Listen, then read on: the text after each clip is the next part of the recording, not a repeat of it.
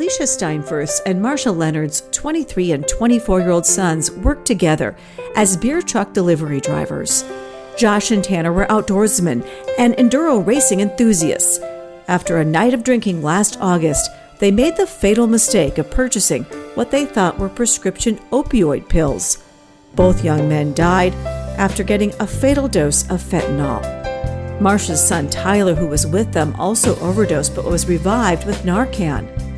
The two moms have been very open about what happened to their sons in order to serve as a warning for others. They join me on this episode of the podcast to talk about how they are coping as the one-year anniversary of their sons' deaths approaches and the bond they have formed following the loss of their sons. Well, I really would like to thank Alicia and Marcia for joining me today to share the story of their sons whom they lost and what life has been like since then. It hasn't been quite a year. It will be a year coming up in August. And both women have been very courageous. First of all, I want to thank both of you for your willingness to talk about it. You're welcome. Thank you for having us. Let's go back a little bit and talk about what happened. And I just think the shock, I often talk about the shock and the trauma that goes along with these kinds of deaths. We don't have to rehash every single detail. And as I said in the introduction, you lost your sons to fentanyl-laced pills. But what was that day or the next day like for the two of you? Maybe, Marcia, why don't you start? Well, honestly, I can say it's really just a blur because you're in shock of hearing that kind of news. So when you try to think back, you remember what happened, but everything else is just a blur. Alicia, what do you remember? What thoughts come to mind? That day I knew something wasn't right because Josh always texts me, Snapchats me, or calls me. And both James and I knew something wasn't right. And when we found out through our local cop who came over to us, we just had, I had to make phone calls and we had people come over. I do remember trying to sleep that night, but my brain would not shut off. So I was up for 48 plus hours. I think that's pretty typical, especially after any death, but a death that you're not preparing for in any way. Your boys were 23 and 24. They worked together. They were good friends. They both liked racing, right? That was a big part of their lives. And did you two know each other very well before this happened? No, we didn't know anything of each other. No. You mothers weren't friends. You didn't know each other before this. No. And I would think that in some ways it would be easy to kind of play the blame game with each other. Has that ever come up in any way? Mm-mm. No, not at all. Why not? I don't think our boys would want us to do that in the first place. And I don't think that's how either of us were raised. No. You have come to know each other pretty well, right? Yeah, now, yeah. Would you call it friends? Yeah, definitely. Yeah, friends through the unfortunate loss of your children. Nobody can understand it better, right? Than someone who's been there. When you continue to see that this is happening over and over again in our country, not just to your sons, but to so many people, what do you think about that? I've often said it's a worse epidemic than COVID. I agree. I think it is definitely an epidemic. And while we have to say the pandemic is a huge problem, this is a problem with so many different aspects to it, right? With COVID, anybody can catch it. It doesn't discriminate, right? And with these kinds of deaths, overdose deaths, people have to make an initial choice, right? Whether they're addicted or not, they're making a choice at some point to use. Yep, they have to make the decision to, buy the pills, not knowing that the fentanyl's in there, but they're ultimately making the decision to buy the pills and, do what they do with them. Right. And so it's stigmatized. Have you felt the stigma? Yeah, Mm-hmm. definitely. Tell me, each of you, how have you felt it? I haven't really had people come directly to me, but it's like, well, they're old enough, they know better, they knew better, You've seen comments on social media and things like that. How about Yeah. you, Alicia? What have you Yeah. heard? Or I read comments on social media after a show, and it just brought me to tears how negative people are. And yeah, they should have known better. It was their choice. And it always strikes me that I don't understand why people aren't more outraged at the fentanyl that's in all drugs, and that we aren't doing something like more to stop that from drugs being laced with fentanyl, from fentanyl coming into this country. every day I work with fentanyl in my job. I am Right, a because you're a sedation, nurse. Mm-hmm. yep, I'm a sedation nurse. So I give fentanyl to patients, on a daily basis, and I have to choose to not let it affect my job. But, it's hard, that F word, it's hard some days. Yeah. And do you feel like your sons were basically drug-induced homicide? Is that how you feel? Or poison? I mean, if people were putting fentanyl in alcohol, we would say they were poisoned, right? We wouldn't Yeah. say that it was an overdose. We would say they were poisoned. And I think about that a lot. Yeah, I agree with the poisoning part. I mean, yeah, they were overdosed on fentanyl, but it was poison because it takes such a small amount, to kill somebody. To me, it's just definitely poison. And when I was in the courtroom and the judge asked him, when the judge asked the dealer, did you know that these pills contain fentanyl? And he said, yes. That just made me just melt. It just broke my heart. And it's like, how do you do that and not have a conscience? I know that's what struck me as well, that I was there in the courtroom observing this. And I was really surprised that he said, yeah, I knew they had fentanyl. And he wasn't the one manufacturing them or making them. Obviously, he got them from a cartel or another source or wherever they're coming from. But people seek out, a lot of people who are suffering from addiction seek out fentanyl today too, which always shocks and surprises me as well, because of how dangerous it is. And your boys didn't know what they were buying. I would think that if they knew, I mean, they wouldn't even buy it. Right. I think don't you think there's a perception that like pills are okay? If it's a pill or if it looks like a prescription pill, it probably came. Right. So I think that takes away some of the fear for young people. And I can see, from me knowing my son, I can see that from him. Oh, it's just a prescription, it's not going to hurt you. Tyler was there also at the time. And I know originally your family thought you had also lost him as well.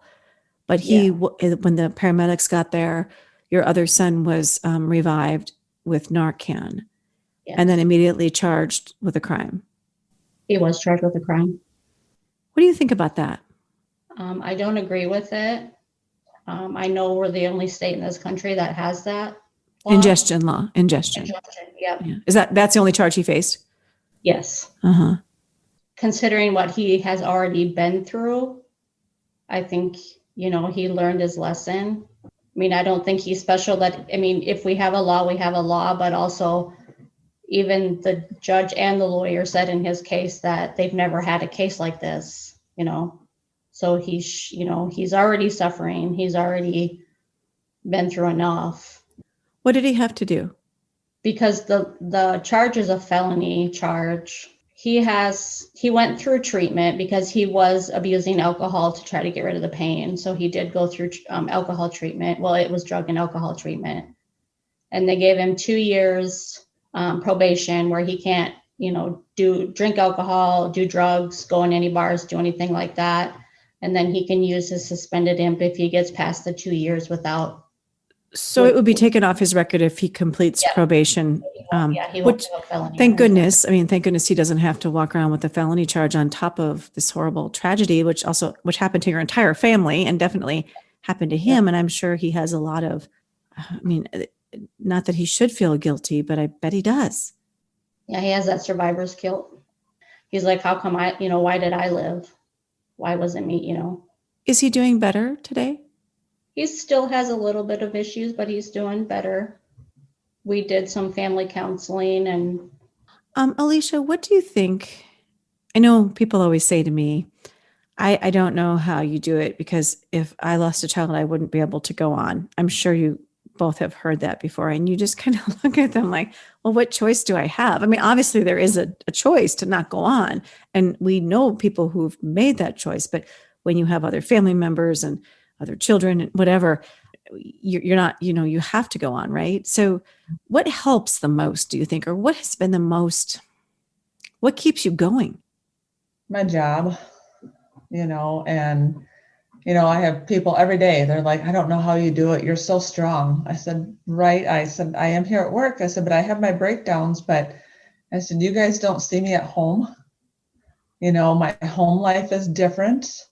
I try to be strong. And, at first I was trying not to cry in front of, my daughter and stuff. But then I'm like, she needs to be, know that I'm suffering too. So, but I think the hardest thing for me has been, when I'm with patients and they ask me, questions. Oh, are you married? Where do you live? How many kids do you have? And right away, at first I thought, I don't know how to approach the subject. But then I said, I have 2 kids. And when they ask me how old they are, I say, I have a forever 23-year-old in heaven and a 20-year-old. And then if they seem uncomfortable, I have come to terms to say, it's okay. I'm okay to talk about it. I want to share him with everyone. Well, that's great that you're willing to talk about him. Do you talk about what happened? If they ask, I will. Yeah. And then sometimes I think even though maybe people seem sympathetic, it can really feel like people are judging when they hear it involve drugs. I mean, that's been my experience anyway. And that's hard because, I mean, you guys are great moms. We've all poured our lives into our children. And I think that is true. Like, we seem to be doing okay. We go to work, but I can tell you every day I have my moments of sadness, or I'll just cry for like 5 minutes thinking about something or seeing something. And then I'll just go on. I mean, is that what you guys do too? I mean, you just then you just pick up and do the next thing. Yeah. Mm-hmm.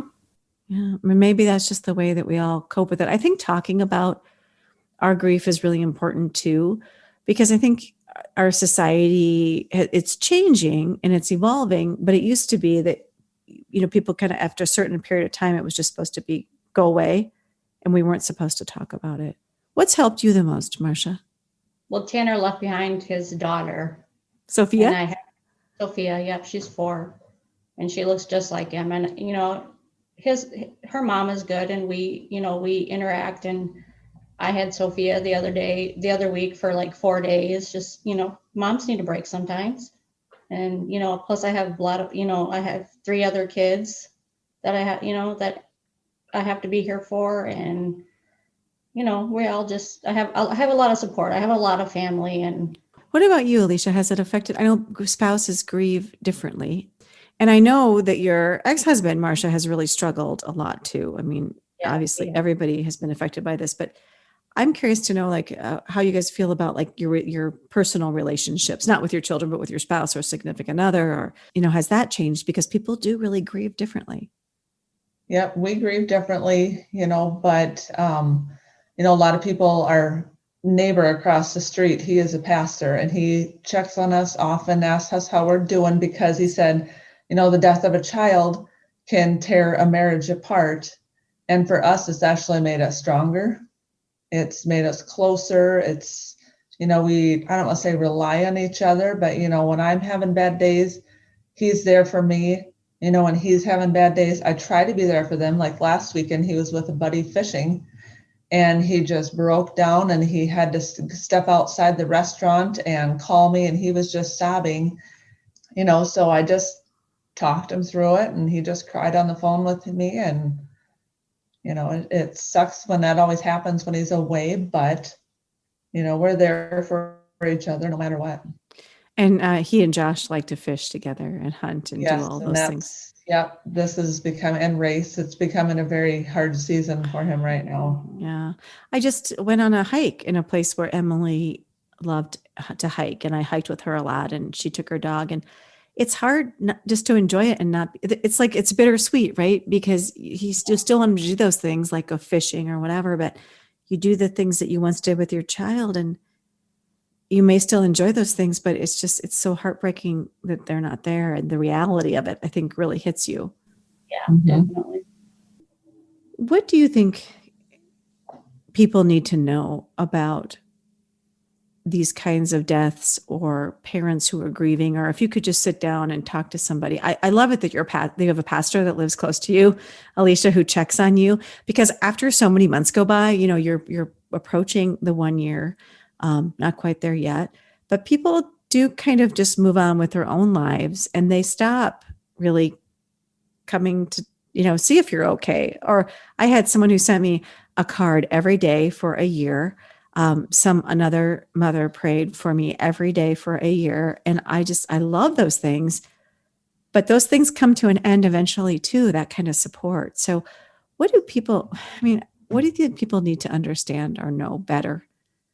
It's not just, it doesn't just happen to kids and adults that are addicts. Josh just got drug tested on Monday, and then they messed it up and he got drug tested on Tuesday. He came back clean. And my guess is that he said, hey, I just had a drug test. Why not try it? I know that they both worked for a beer distributing company together. And I know everyone at that workplace was also devastated. Have you heard from them, or how have they been involved in your efforts to talk about it? Or Well, my cousin works for Beal, so I'm in contact with him all the time. But my husband and John Beal, they have each other's phone numbers and they talk. I keep in touch with Jessica Beal. She reaches out to me just to, check up, see how we're doing, see how the family's doing. So yeah, I think, they really are good at doing that, keeping up with us. what do you think needs to change in this country? You need to figure out where this fentanyl is coming from and stop it from coming in. I don't know how that it was that easy that you could just buy these pill pressers on, online, and they just, I didn't even know that was a thing. Why? How is that so readily available? Stuff like that.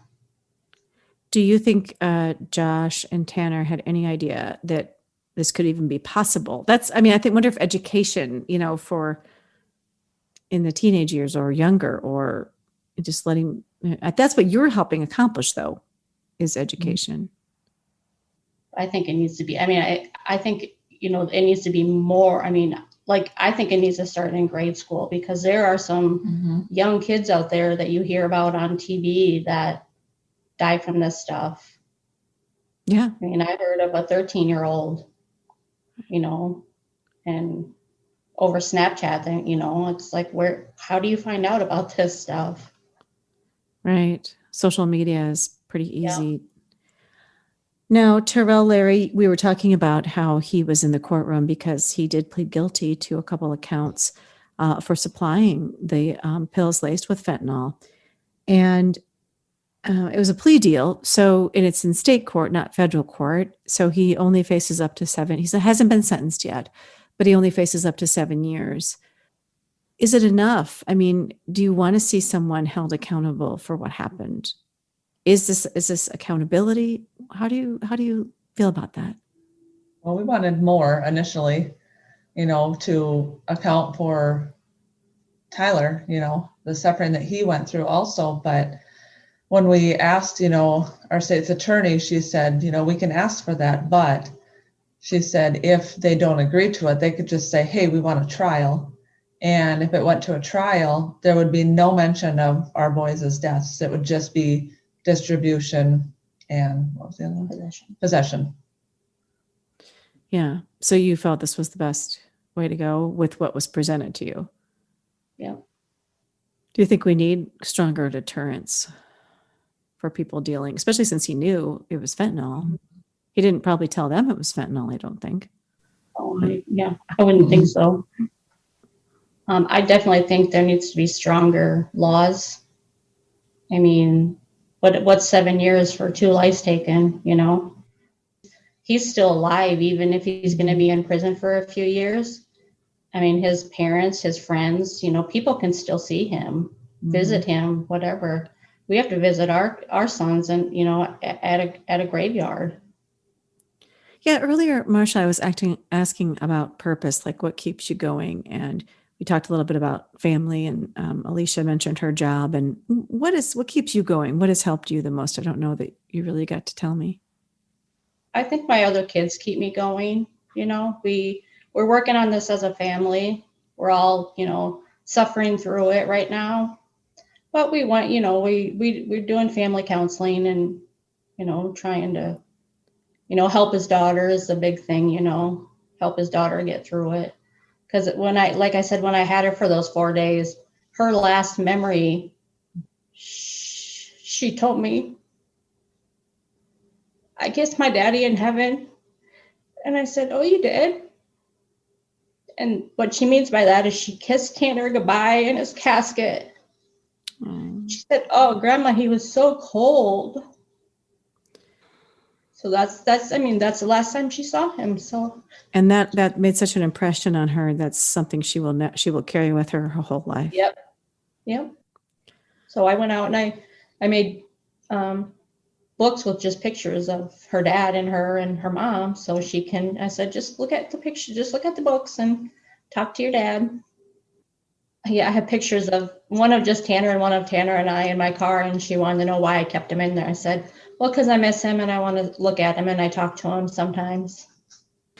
What about the other siblings? I mean, we know Tyler has had a really tough time and from all of this, but what about Josh's sister and your other kids, Marsha? How have they grieved or coped with the loss? Well, Liz, she had to, she almost, I don't want to say had a breakdown, but she had a lot of anxiety, and she went to the doctor, kind of talked to her doctor and stuff, and she was doing okay, and she's got her boyfriend, and us, and she's got her school that she focuses on. She's doing really good, but it was hard for her for about the first 4 months. She struggled, but now she is doing much better, and she misses him. Right. I mean, she wrote a letter to him, and put it in the casket with him. Several people said they couldn't get through reading it, and I have a copy of that letter, and I'm really hoping that she can overcome her shyness and read it at the sentencing. Oh, yeah, the sentencing of Terrell Larry. Yeah, because you'll probably have a chance to have a victim's impact statement. And I think, how important is that to have the dealer hear the actual, I don't know if they really can understand. I don't know if anybody can understand who hasn't gone through it, but I still think maybe it's important they hear. How about your other kids? I think it's important for him to hear what he's done, Well, I have Trevor. He was younger than Tanner. He's 22 now, and he actually lived with Tanner, and he also works at Beale. So he pretty much, him and Tanner were in the same truck, and they lived together. So he's having a rough time. And then I have my daughter who's 18, and her and Tanner were pretty close, and so she's still having a rough time with it to this day. But we're still in counseling, so hopefully that that helps her. Yeah. Is there any advice that you would give to other parents who might be listening, who have experienced a loss? Somebody might be early on.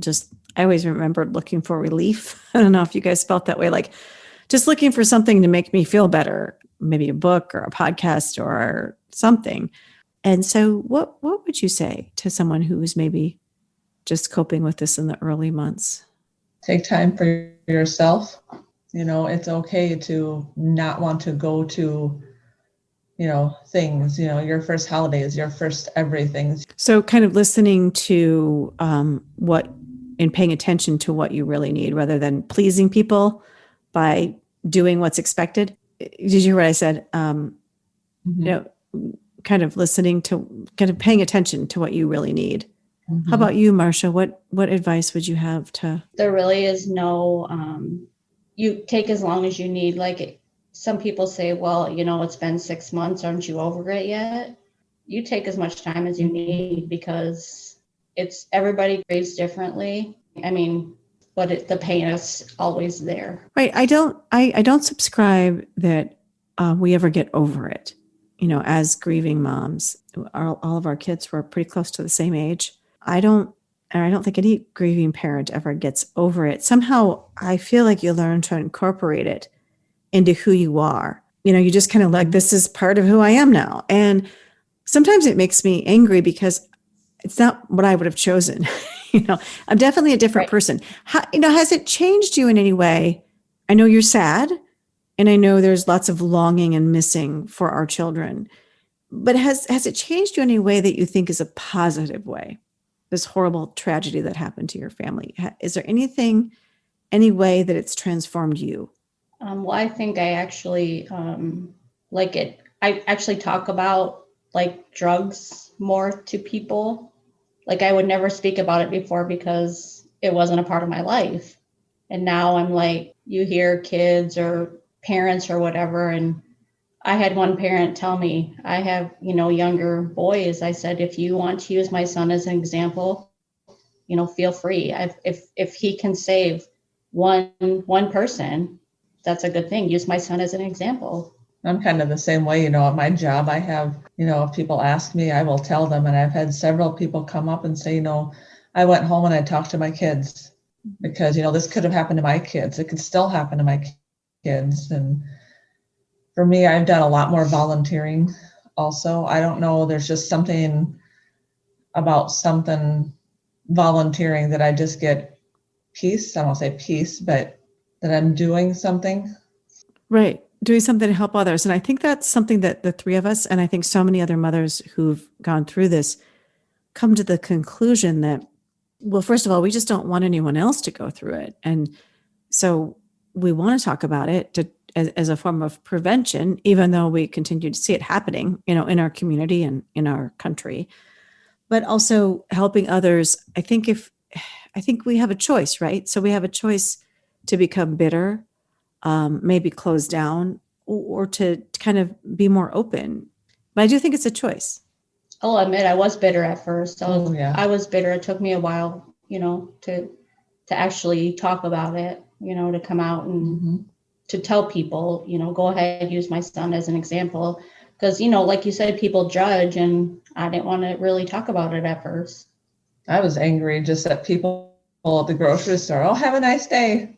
And they're like, I'm like, how am I going to have a nice day? My son, died, and I was very angry. And I actually had one person say, I remember when my father died, you'll get better. And I thought, I only had one person compare, and that one hurt. Right. I think it's the out of the natural order of things, right? We expect to lose our grandparents or our parents down the line. Nobody expects to lose their child. We all expect to die before our children do. If someone listening to this wants better tools to express their condolences to grieving parents, what would you tell them to say or not to say? I want people to ask me or ask how they're doing. Don't just assume they're fine. Don't be scared to say. I had a friend say that they were scared to ask me how I was doing because they might make me cry. And I told them, my husband and I were walking in Walmart and I seen something that made me cry. And I said, it's not going to matter. If I'm going to cry, I'm going to cry. Whether you ask me about it or not, 5 minutes from now, I might just cry anyways. Well, I was scared because I might cry with you. Then let's cry together, I said. And I know I'm not on social media very much, on Facebook, only on the weekends, but I put that shortly after he and I had that conversation, the top 10 things, to say or not to do, or say or do to a grieving parent. And one of those was, I think it was number 4. And I said, I specifically put on the top, number 4 is the hardest for me. Make sure that you ask how a parent is doing.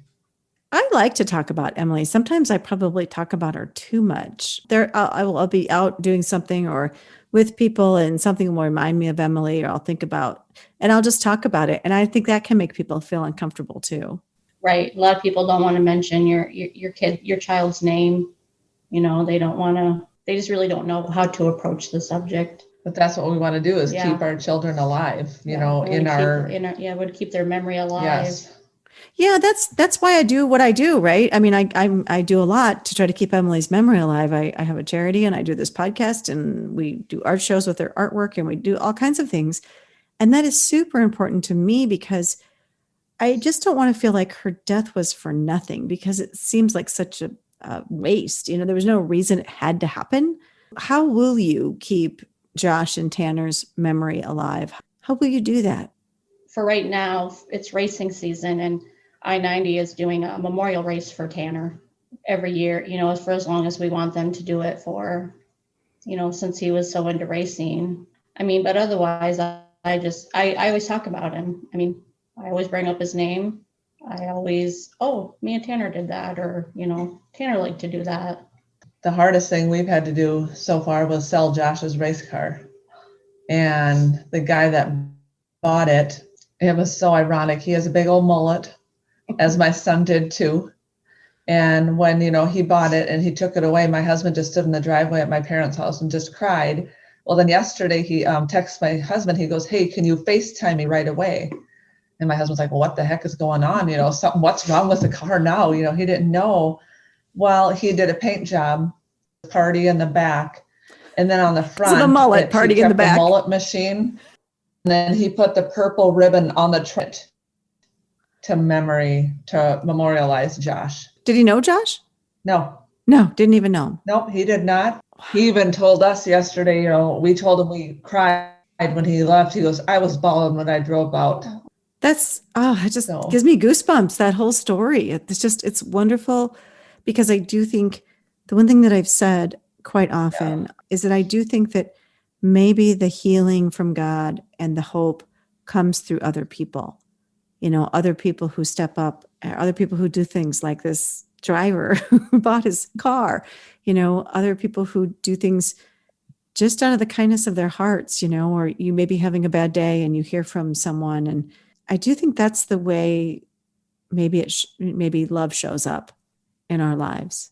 Yeah, I definitely agree with that. Mm-hmm. Just your willingness and your courageousness to speak out and to talk about what happened in hopes of helping others. And I know that's the only reason you guys are here, because you do really want to help other people and other women especially. We have a lot of moms that listen to this podcast. Birthdays, death dates, Christmas, all the holidays. I think those are the hardest. It's just their absence is like screaming at you, right? I mean, that's all. It's so hard to focus for the other members of your family. How have you coped with anniversary dates and holidays? For Christmas, we had my Christmas at my sister's house. And for our family setting at the table, they had a table setting for Josh, and we lit a candle for him. Birthdays, we're going to go out to his favorite restaurant, which is Sicky's, and go out to eat as a family. And then I don't like to call it a death date. I like to call it his angelversary. And we're going to do a live butterfly release. And actually, ironically, one of my friends from work is raising monarch butterflies. So she is going to teach me how to do that. And I may be able to, if I can figure it out, may be able to raise my own to do that with. Oh, I love that idea. How about you, Marcia? What helps you cope, or in what ways? Well, this year being the first of everything, we just kind of skipped over it this year. And his birthday was 1 month after he passed away. So we just had a little birthday party at his grave site for his first birthday. What is it that the two of you can offer each other that maybe someone else doesn't understand or get? Support. Yeah. I mean, our boys were together when it happened. So, you know, we met last Sunday at Perkins and had a wonderful muffin together. And, you know, we talked to each other about, you know, like Kip and James also. So next time we said we were going to bring James and Kip along too, you know, because, you know, unfortunately / fortunately, you know, we have a bond that'll never be broken. Right. I mean, it was a horrible tragedy that brought us together, but, you know, we want to be here for each other. So, yeah, we understand what, you know, each other's going through. So, yeah. You know, it's easy to talk to people that know what you're going through. I should mention there was a tiny little connection that we didn't know about until everything had happened. Her twin brother Oh yeah, my twin brother. Yeah, Marcia's twin brother, Mark, and myself worked together in hospice at Ava's house. So I was, reading through Facebook, and all of a sudden I seen Mark had shared this, and then I messaged him right away. I'm like, Mark, what's the connection? And then he told me and stuff. So there was a tiny connection there, which was very. Does your work in hospice, did that help you in any way cope with your son's death? Because I've heard hospice workers talk before, about being there when somebody dies and their concepts and ideas about death. Did that help at all? And I had my first shift this past, I think a week ago from yesterday on Saturday. And I was very nervous about going back there and stuff, but I had one patient that she was within days, of her end of life. And, I just talked to her and, just treated her like I would want anyone to treat my family members. And maybe I have, obviously a little more touch of sympathy and empathy for these, patients, because, we get a lot of young patients in there too now. And, for those moms and dads that are grieving, I can totally be there for them in a way that I never thought I'd be for them before. Thank you for joining me for this latest edition of Grieving Out Loud. If you're enjoying the podcast, please consider giving a positive review. Wishing you faith, hope, and courage.